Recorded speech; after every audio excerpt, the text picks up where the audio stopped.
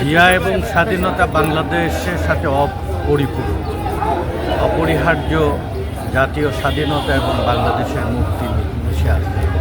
শহীদ জিয়া জীবনের মায়া তুচ্ছ করে ৭১-এর স্বাধীনতা ঘোষণা করেছিলেন।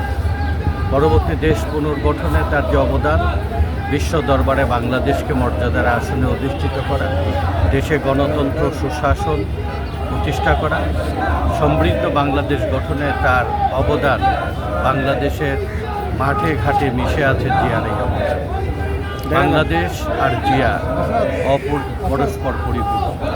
আজকের এই দিনে শহীদ জিয়ার আত্মার প্রতি মাগফিরাত কামনা করি এবং বাংলাদেশের সমৃদ্ধিতে তার আদর্শ আমাদের মাঝে যে জাগরিত সে আদর্শের ভিত্তিতে বাংলাদেশ আমরা গঠন করি। বিগত সরকার জিয়াউর রহমানকে এত বেশি ভয় পেত কেন? তার এই কালোজয়ী আদর্শ এবং দেশত্ববোধ এবং মানুষের ভালোবাসার কারণে।